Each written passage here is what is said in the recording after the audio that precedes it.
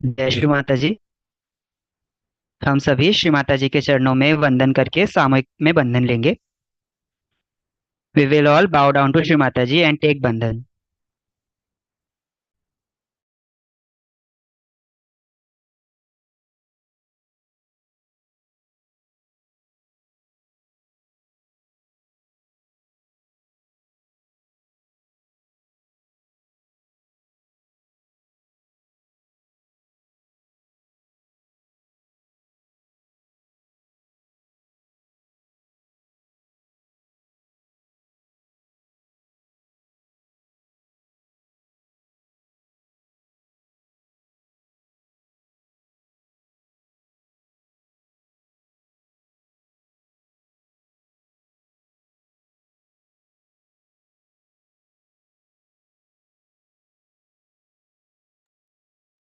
तीन महामंत्र और उसके पश्चात श्री गणेश मंत्र।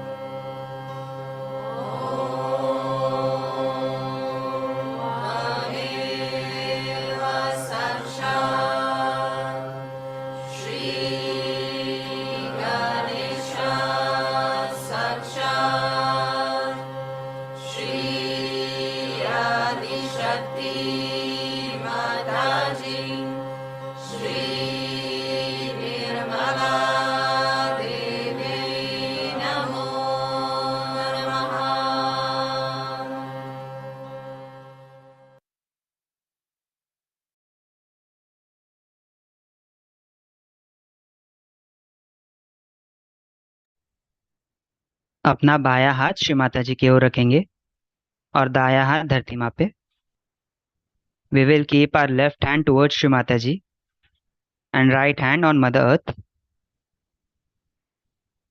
श्री माता जी से प्रार्थना करेंगे, श्री माता जी कृपा करके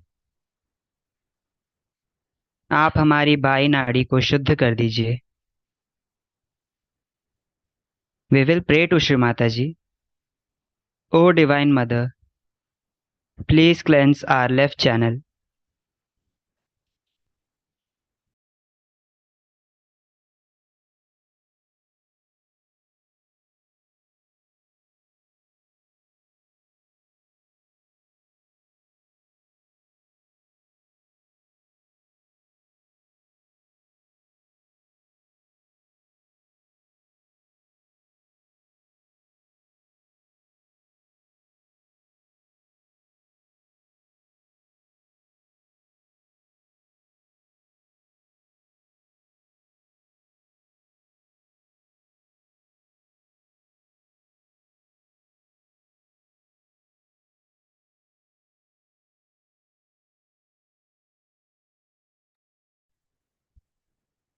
अभी अपना दायां हाथ श्री माता जी की ओर करेंगे और बायां हाथ आकाश तत्व की ओर. We will now keep our right hand towards Shri Mataji and left hand towards Ether. Shri Mata ji से प्रार्थना करेंगे, श्री माता जी कृपा करके आप हमारी दाई नाड़ी को शुद्ध कर दीजिए. We will pray to Shri Mataji. O Divine Mother, please cleanse our right channel.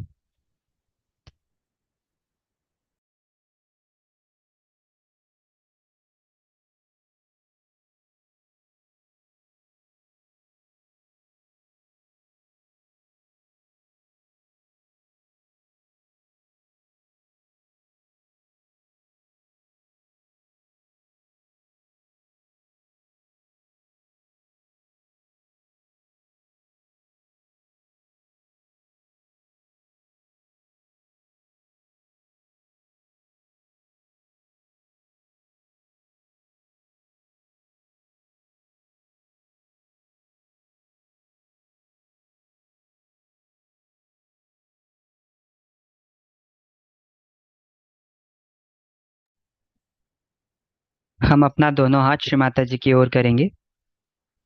We will now keep both our hands towards Shri Mata जी. श्री माता जी से प्रार्थना करेंगे, श्री माता जी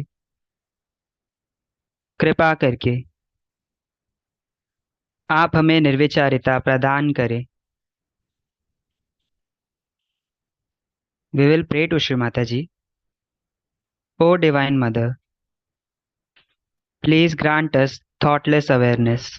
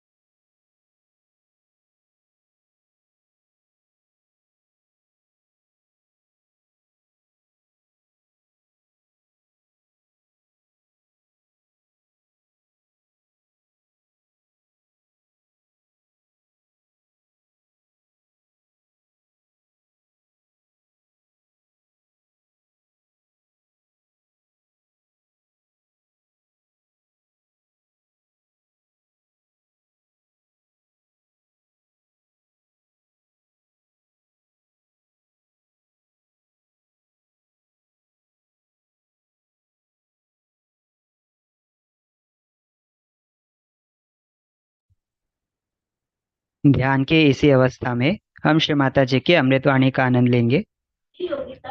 We will now listen to Shri Mataji's Amritvani in this peaceful state.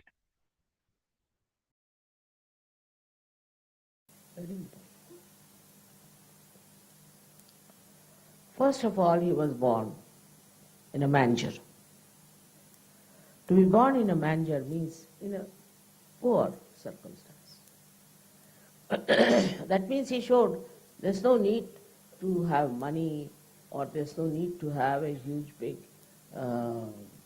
properties or anything to be impressive on people. Those were the days where people respected the tapasvis, the one who were doing tapasya. That was the time to do tapasya. So he came on this earth and lived like a tapasvi.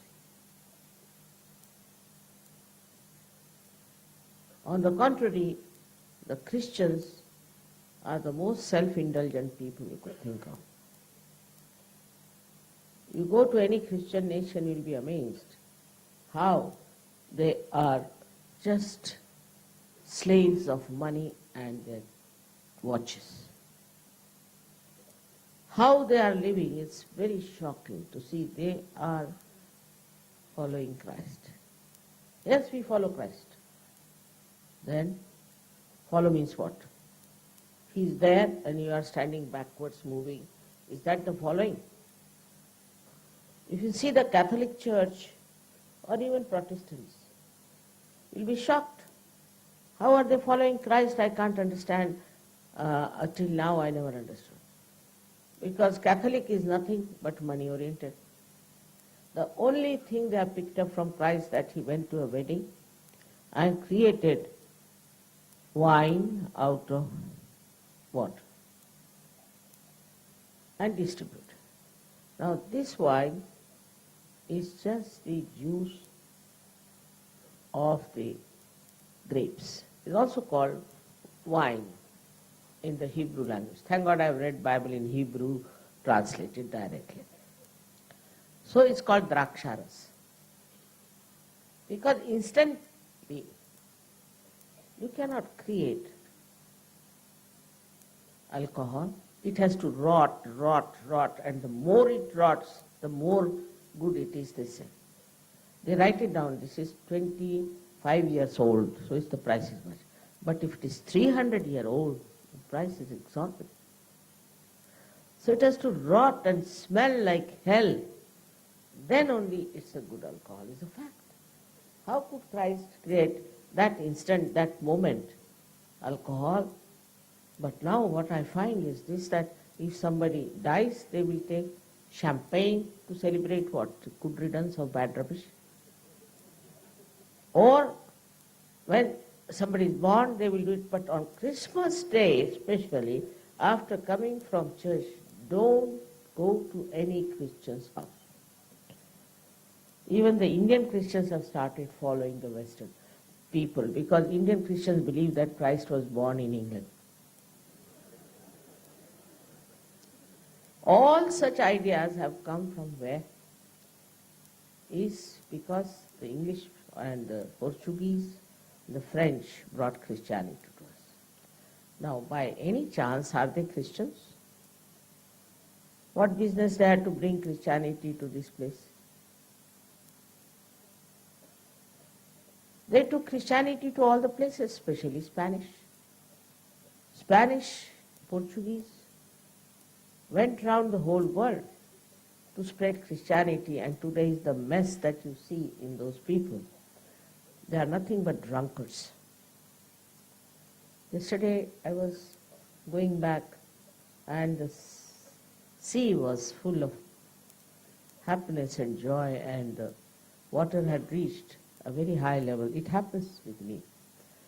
But what I found, there were 4 or 5 Christians coming, singing carols and just completely drunk.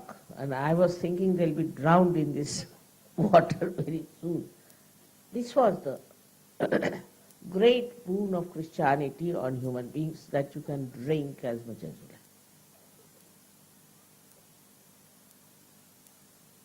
Now this drinking has come, I should say, from where? God alone knows.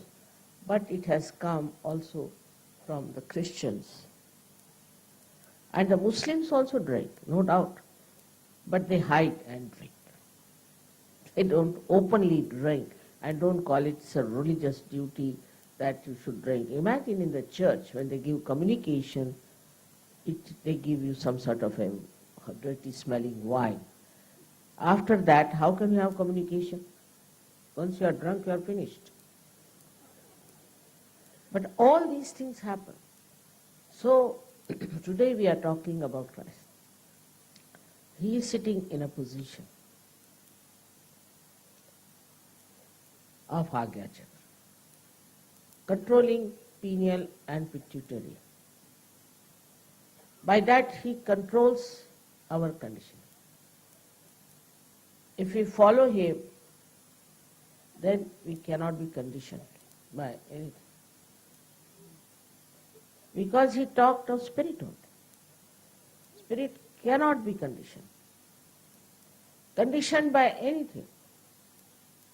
Whatever is good, that will be accepted, good, congenial to the spirit.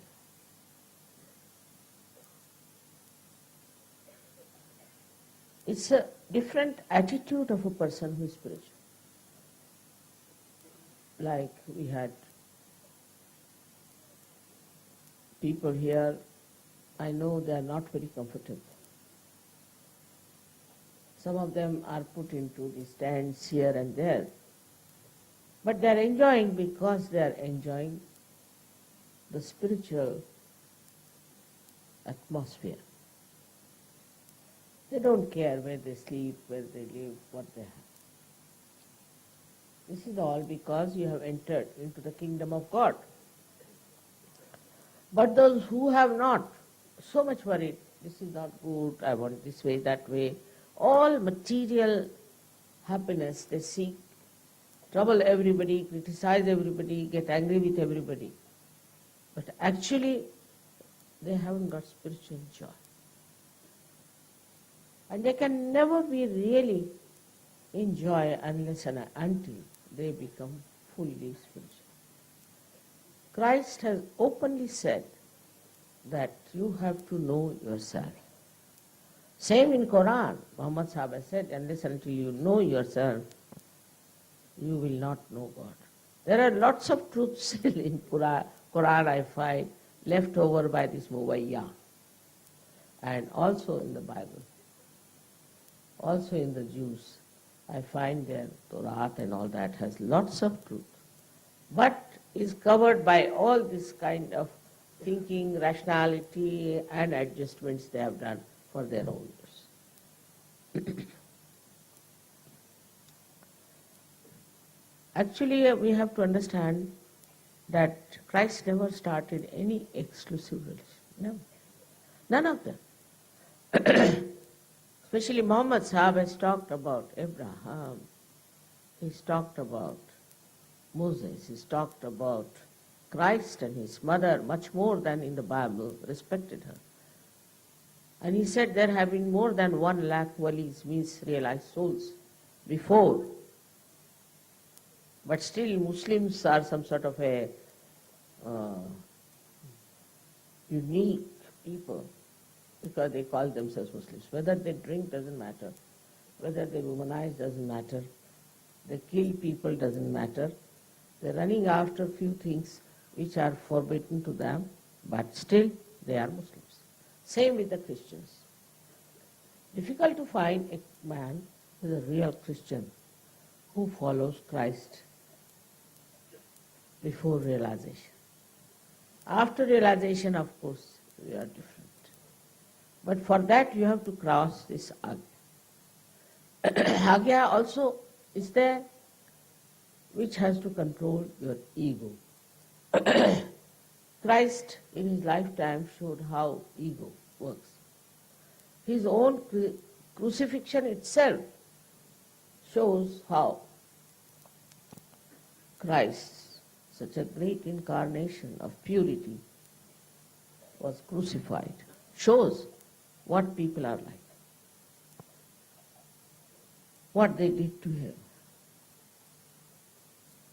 how he was troubled and tortured by these stupid people, and then how he was crucified by the government.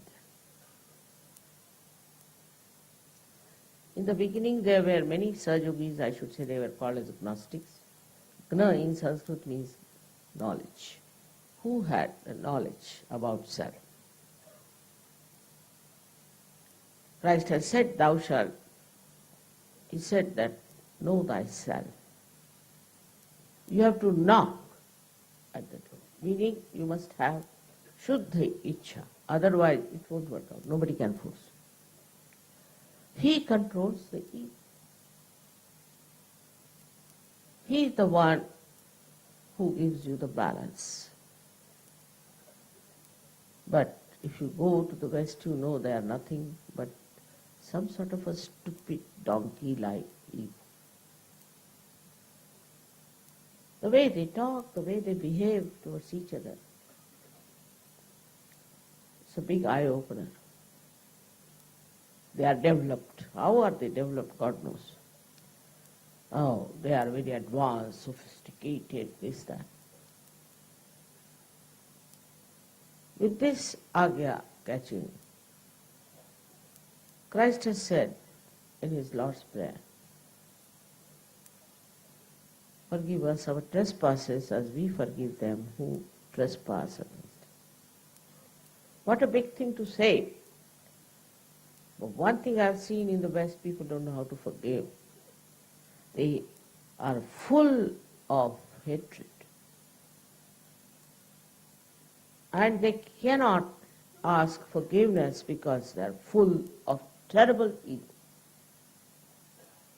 Though they will feel guilty, but they will never ask for forgiveness. They'll never say that, oh God, forgive me for what I have done. This is so common now. For example, the Nazis. They killed so many people, and still you find these neo-Nazis coming up, even in Italy.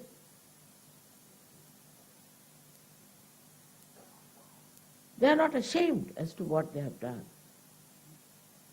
This happens because there is no really connection with Christ. Firstly, if you have connection with Christ, your ego has to be finished. Absolutely. And this ego, which comes to you from various sources, is a myth. Is a myth. With this ego, people try to befool others and show off. Like there's a story of Shapesh, I don't know if you've read about him. He came to a king and told him that I'm a great architect and I'll build a big palace for you and this. The way he posed, the king believed him. He said, all right, go ahead. I'll send you so much money.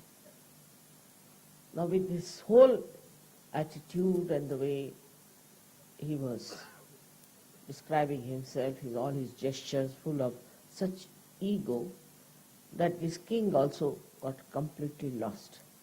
He gave him lots of money. And in 6 months' time, he came back and said, I built your palace, come and have a look. He went there. He saw it was just the same land, there was no palace, nothing.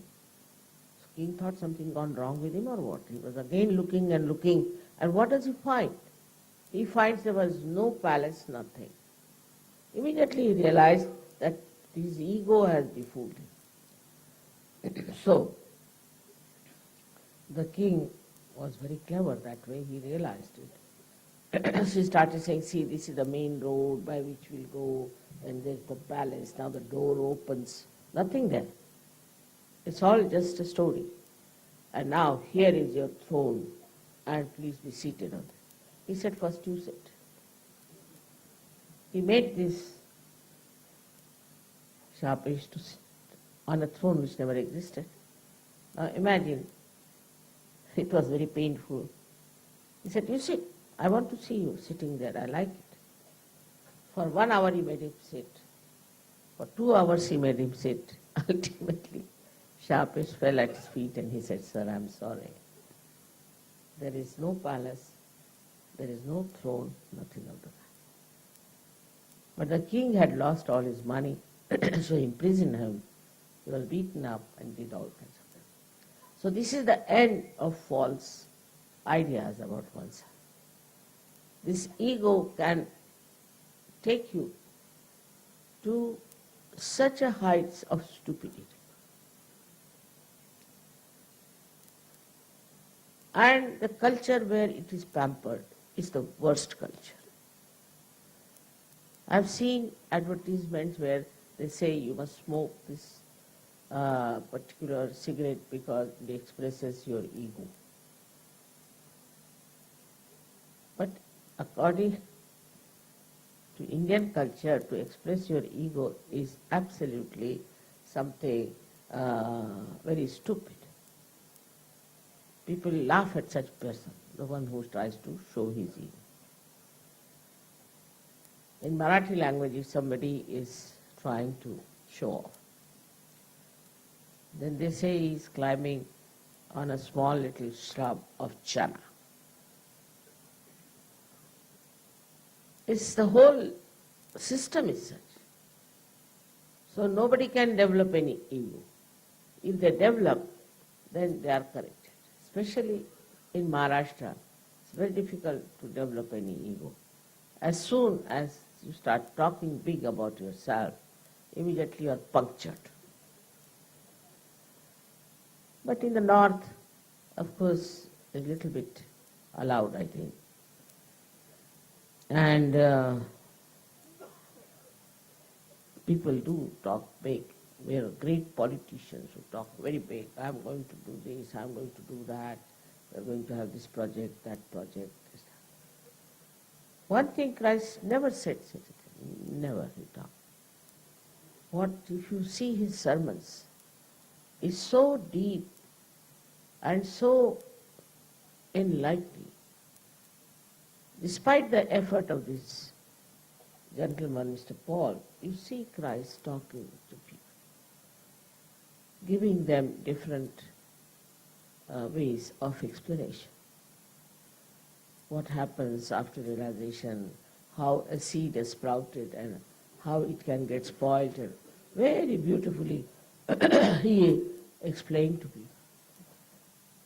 I think I didn't have much effect at that time.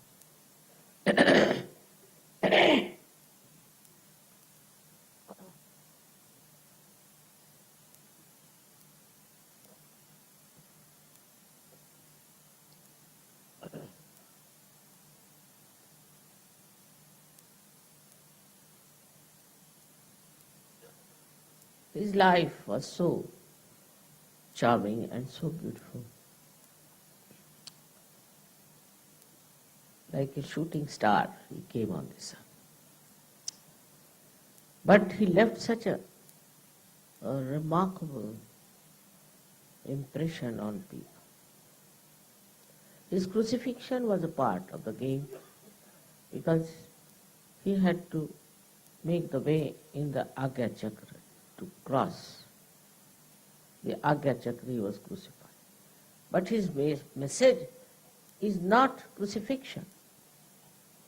People wear the cross and I feel very hurt about it. He crucified himself. But that's not the message. That's not you should celebrate that he crucified. There are people who celebrate it. You have to celebrate his resurrection.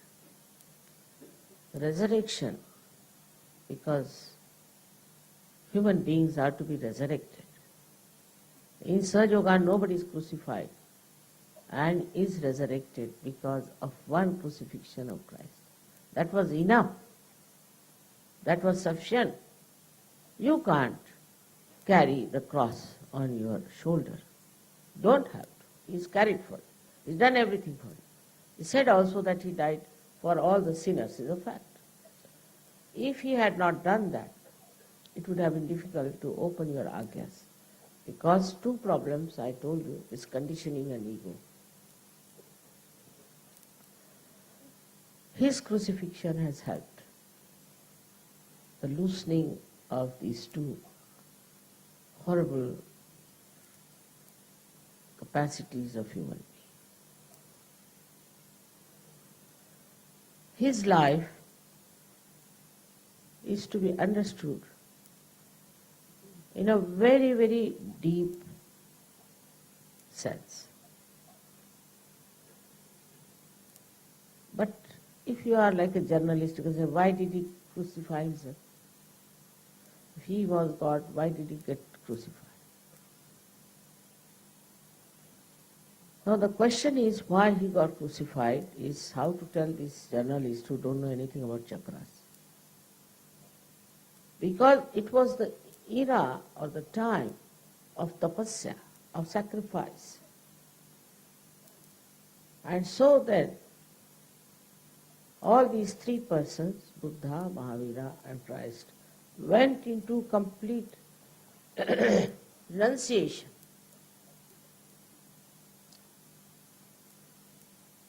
They led a life of a great tapasvis. They did it for us, not for themselves. They did not need it. They didn't want it. But they had to do it to cleanse us, to give us a proper medha, as they call it, Ekadasha Rudras, to be clear. And they have sacrificed their lives. They have sacrificed all the pleasures of life. For them it was not a sacrifice, it is just a kind of a life they wanted to have. For such people, there is no question of sacrifice, but it is a question of doing something that would help to open the chakras of the people in the future. Without them, we could not have worked out such. It was essential for these people to cleanse for us these three chakras, part of the one chakra of Christ. All this they have worked out. And that's why today's Sahaja Yoga is so beautifully created, so beautifully spreading, is working on. We have to thank them very much. Of course, all other incarnations also have helped. You can see Vishuddhi, then also heart and all these, just right heart, left heart. All these angels, as they are called in the Bible, have helped us to cross over. All these incarnations are responsible in our evolutionary process to create these ladders for us to move. So ultimately you reach the state of tapa on the sixth center, and then in the state of truth, sat. Then the truth comes to you through Sahaja Yoga in the brain, in the limbic area, when the Kundalini enters. She puts light there, she creates enlightened personalities. And then she joins this all-pervading power of divine love. And with this divine love, you are completely changed and transformed. So their contribution to the ascent of human beings has been great, and that of Christ has been the greatest. And when we say we have to follow Christ, we should try to see how much detachment we have. They say his brothers and sisters or somebody came to see him. They say he had brothers. So he said, who are my brothers? These are my brothers. These are my relations. Ganeshwara said the same, that they will become your relations, soyarika. Techi soyarika. They will be your relations. They will be your brothers and sisters, and not those who are not enlightened. They are not your relations, because they don't understand. They don't have entry into the kingdom of God. So they are not your relations. In his lifetime, he led a life of a person who was very simple. Didn't bother about clothes or anything. All the conditioning of the worldly things were not him. But he was not shameless type of a person who would accept any kind of a nudity and this and that. Even about Mahavira, there's a big misconception. He was once praying in a garden where there were lots of bushes call them kunjas. And in the bush his cloth, which was only one cloth he was putting on, was caught up, so he cut half of it and was covering himself. Sri Krishna went to test him, and he said that I have nothing, I am just nude. So why don't you give me your cloth, because after all, you are a king. So he took out his cloth and gave it to Sri Krishna and got some leaves to cover himself, and he was in his own garden and went into his own palace. Now if you see the Jains, they make everything so horrible and insult him all the time. Most of the people who follow all these great incarnations really all the time insult them. They don't follow, they insult. And by their behavior, you see, we form such a bad opinion of all these people. I met one gentleman in Chicago, it was very cold. He was the head of the Hare Rama, Hare Krishna. He was wearing a dhoti which was so thin, and he was shaking before me. I said, what's the matter? He said, I'm feeling very cold. I said, why are you wearing this dhoti? He said, my guru has told me if you wear a dhoti, you will go to heaven. I said, really? In India, 80% people wear nothing but dhotis. Are they all going to go to heaven? And many must have gone already. So where will you be? Didn't like it. Then I said, why you shaved your hair and put this, you call it shindi or in Hindi bodi, I don't know what you call it, pig's tail here, pig's tail. So he says, it is because my guru told me that I must shave my head and have this kind of a thing, so I think perhaps maybe he will be tied to some rope and pulled in the heaven or something. I said, Kabira has said, Kabira was one of them who has tried to slash out all your conditioning. He said by shaving your head, you are going to go to heaven.